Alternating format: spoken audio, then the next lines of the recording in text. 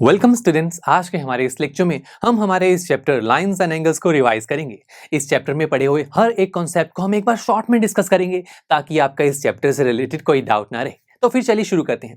देखिए, जैसे कि इस चैप्टर का नाम है लाइंस एंड एंगल्स, तो सबसे पहले हमने लाइंस के बारे में अच्छे से डिस्कस करना शुरू किया। हमने देखा कि जब भी हमारे पास कोई दो पॉइंट्स होते हैं, उन दो पॉइंट्स को अगर हम ज्वाइन कर दें तो हमें एक लाइन मिल जाती है। अब अगर इस लाइन के दोनों तरफ हम एक एरो लगा दें तो इसका मतलब ये होता है कि हम इस लाइन को दोनों तरफ जितना मर्जी एक्सटेंड कर सकते हैं। तो फिर हमने देखा कि किसी एक लाइन को हम जितना मर्जी एक्सटेंड कर पाएंगे तो वो तो कभी खत्म नहीं होगी, और कोई भी चीज खत्म नहीं होगी तो हम उसे स्टडी करना थोड़ा मुश्किल हो जाएगा हमारे लिए। तो फिर उसके लिए हमने क्या किया, हम इस लाइन का छोटा सा पार्ट हमने कंसीडर किया, जिस पार्ट की तरफ दोनों तरफ हमने एंड पॉइंट बना दिए, यानी कि अब हम इसे एक्सटेंड नहीं कर सकते। और ऐसी चीज को हम बोलते हैं लाइन सेगमेंट, यानी कि लाइन का एक पार्ट। उसके बाद दोस्तों हमने ये भी देखा कि अगर हमारे पास कोई ऐसा लाइन हो जहां पर एक तरफ तो एंड पॉइंट हो और दूसरी तरफ एरो हो, यानी कि एक तरफ से तो हम इसे एक्सटेंड कर सकें, तो इस चीज को हम बोलते हैं रे। तो देखा, लाइंस के बारे में तो हमने अच्छे से डिस्कस किया। उसके बाद हमने एंगल्स के बारे में भी अच्छे से समझना शुरू किया। हमने देखा कि एंगल्स क्या होता है। एंगल्स दोस्तों किन्हीं दो रेज के बीच का डिफरेंस होता है। जैसे कि अगर कोई एक पॉइंट है, यहां से कोई दो रेज निकल रही हैं, इन दोनों रेज के बीच के डिफरेंस को ही हम एंगल बोलते हैं। जैसे कि अभी इन दोनों रेज के बीच में कोई भी डिफरेंस नहीं है, तो हम बोलेंगे इनके बीच का एंगल है 0 डिग्री।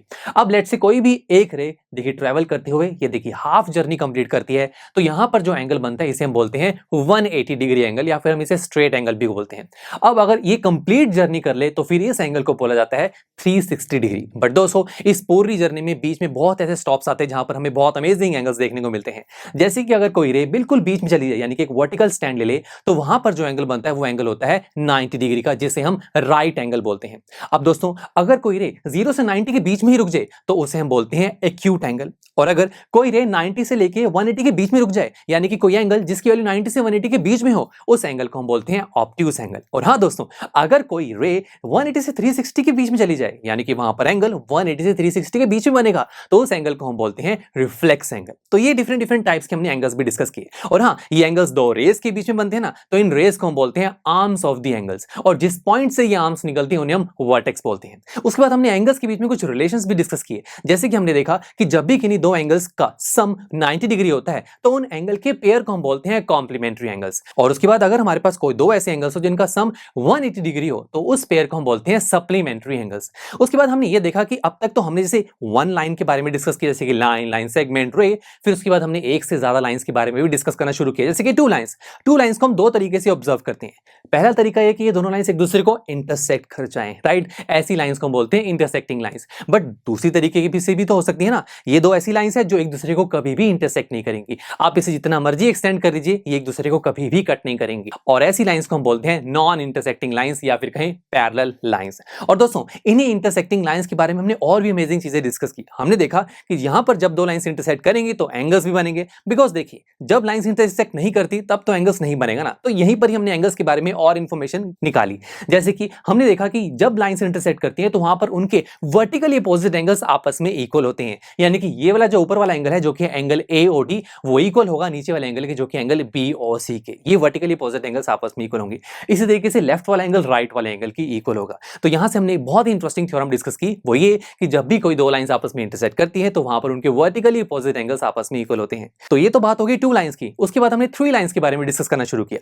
हमने देखा, लेट्स से हमारे पास कोई दो लाइंस हैं, उन्हें कोई थर्ड लाइन इंटरसेक्ट कर रही है। उस केस में यहां पर बहुत सारे एंगल्स बनते हैं, और इन सभी एंगल्स में कुछ ऐसे पेयर ऑफ एंगल्स होते हैं जिन्हें हम स्पेशल नाम भी देते हैं। जैसे कि सबसे पहला स्पेशल नाम था कॉरस्पॉन्डिंग एंगल्स। ये ऐसे पेयर ऑफ एंगल्स होते हैं जिनकी डायरेक्शन सेम होती है, जैसे कि एंगल 1 और एंगल 5। यहां पर एंगल 1 को देखेंगे, ये एंगल ऊपर की तरफ लेफ्ट साइड पर है, ऐसे एंगल 5 भी ऊपर की तरफ लेफ्ट साइड पर भी है ना। तो यानी कि इन दोनों को पेयर को हम बोलेंगे कॉरस्पॉन्डिंग एंगल्स। ऐसी बहुत सारे कॉरस्पॉन्डिंग एंगल्स के पेयर्स आपको यहां दिखाई देंगे। उसके बाद हमने देखा ऑल्टरनेट इंटीरियर एंगल्स का पेयर। ये दोस्तों वो एंगल्स होते हैं जो इंटीरियर में होते हैं, देखिए अंदर की तरफ होते हैं, बट डिफरेंट साइड पर होते हैं, ऑल्टरनेट साइड पर होते हैं। जैसे कि एंगल 4 और एंगल 6, ये दोनों अंदर की तरफ है बट ऑल्टरनेट साइड्स पर हैं। तो ऐसे पेयर ऑफ एंगल्स को हमने कहा ऑल्टरनेट इंटीरियर एंगल्स। और अगर आप सेम साइड वाले एंगल्स कंसीडर कर लेंगे तो उन्हें हम बोलेंगे को इंटीरियर एंगल, जो कि होंगे एंगल 4 और एंगल 5। इसी तरीके से बाहर की तरफ भी तो एंगल्स बन रहे हैं ना, जैसे कि एंगल 1 हो गया और एंगल 7 हो गया, ये बाहर की तरफ है बट ये ऑल्टरनेट साइड्स पर है, दैट्स व्हाई इन्हें बोलेंगे ऑल्टरनेट एक्सटीरियर एंगल्स। और ऐसे और भी पेयर्स आपको यहां दिखाई देंगे। तो इस तरीके से हमने देखा कि जब भी कोई दो लाइंस में एक लाइन इंटरसेक्ट करती है, उसमें बहुत सारे पेयर ऑफ एंगल्स होते हैं जिन्हें हम स्पेशल नाम भी देते हैं। उसके बाद हमने ये देखा, अगर ये जो दो लाइंस हैं, अगर ये पैरेलल हो जाएं, उस केस में इन्हीं पेयर ऑफ एंगल्स में हमें काफी इंटरेस्टिंग रिलेशन दिखाई देता है। हमने देखा कि ऐसे केस में जो होता है कॉरस्पॉन्डिंग एंगल्स इक्वल हो जाते हैं, ऑल्टरनेट इंटीरियर एंगल ये भी इक्वल हो जाते हैं, को इंटीरियर एंगल ये सप्लीमेंट्री हो जाते हैं, यानी कि इनका सम 180 हो जाता है, और अगर मैं ऑल्टरनेट एक्सटीरियर एंगल की बात करूं ये इक्वल हो जाते हैं। तो इस तरीके से दोस्तों हमने लाइंस और एंगल्स को काफी अच्छे से डिस्कस किया और उससे रिलेटेड ढेर सारे क्वेश्चंस को सॉल्व किया। तो आई होप आपका इस चैप्टर से रिलेटेड अब कोई डाउट नहीं रहा होगा। चलिए मिलते हैं आपसे नेक्स्ट चैप्टर में। Thank you for watching.